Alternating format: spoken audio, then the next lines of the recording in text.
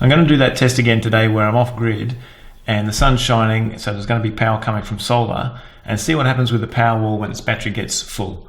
So at the moment it's 65%, so I've still got some time, but with the aggregates link that you can get all the meter readings, I've made a Python script to get that data 10 times a second. So when it's closer to the time, when the battery's about 95% full, that's when I'll run that script and get the data. Now, at the moment, it's only 65%, so I've still got some time. But that's the plan for today. On that web-based API, when you look at the meters data, it comes back in JSON format, which makes it nice and easy to work with a Python script. So I wrote this script here to get those meter readings 10 times a second and just put them in like a CSV format. So if I run that, there's the data coming in from all sorts of things like the power, all the reactive power, frequency, voltage, all that sort of thing.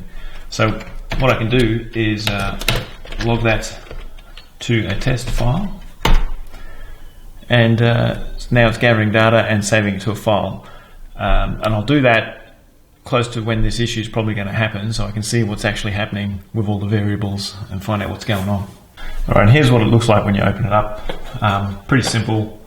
I've just got the actual time, the battery charge, and then all the others here for solar, the load, and all the variables associated with it, and the battery, and look, the grid, but the grid's disconnected, so that's irrelevant, it's going to be 0.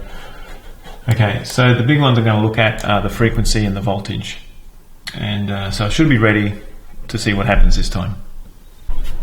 As you can see, the weather's pretty much spot on, so on the solar there, and the sun's booming in,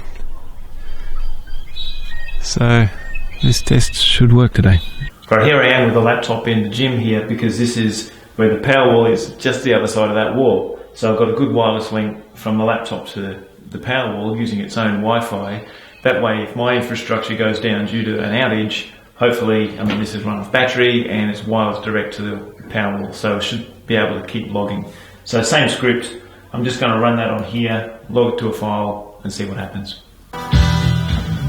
Right, it's coming up to just under 90% charge, and it's moving up pretty quick, so I'm going to start the logging now.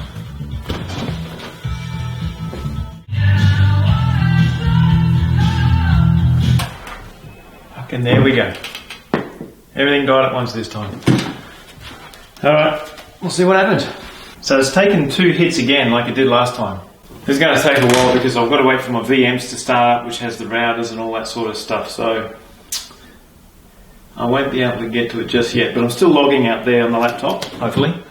Alright, it's still logging out there, so I'm just leaving that run through all this, and it died at, when you saw the power go off, that was at 91% charge.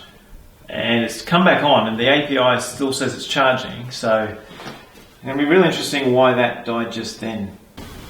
Okay, it just died again, so, and it just came back on. So it's up and down. I don't know what percentage we're currently at, but it won't be much above 90.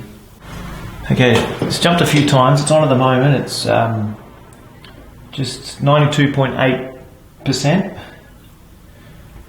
Frequency, what's the frequency? It's back down to 50. It went up a minute ago, but it's back down to 50. So I'm very interested to see what happened with those outages. And the logging's still going. Big test reel, there we go. I've just lost power at 94%. It's just come back on. Frequency's 50. Solar's giving no power. Even though, of course, it's the middle of a bright sunny day, so there you go. The load, power, 3 kilowatts.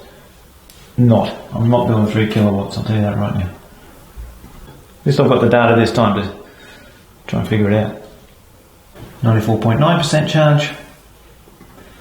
This is where the interesting things happen, when it's nearly charged and there's plenty of sunlight coming in, as we've seen by the house, turning off and on all the time. And what they kind of mentioned to me was after 95% charge, the frequency will slowly go up to 52, which turns them off. Then it ramps the voltage down of the solar between 50 and 52 hertz. Charge is up to 96% now. Still plenty of power coming in. So when I did that last video where everything shut off, the battery wasn't full. So I don't think it would have been an overvoltage situation, because if there's voltage coming from the solar and the battery still had charge to do, it would have gone in the battery. So I think what I witnessed the other day was similar to what happened before. There's some funny things going on, but I'll check that in those logs. So now I've passed 98%, 98% battery charge, and the frequency, yeah, it's ramped up now, 50.59 Hertz. Frequency 51.115. So it's definitely shifting up the frequency now, which apparently tells the solar to just relax. So my house doesn't need that much power, and the battery is not going to use it for much longer. It's definitely changed the frequency up. Look, 52.5 Hertz now. 53.9 Hertz. That's really telling it now. Ah, solar power, look at this. 224. Okay, there we go. Right, so when the frequency went right up, the solar did shut down, so at least that's good. Alright, so that's probably at 100. Okay, we're at 100 now.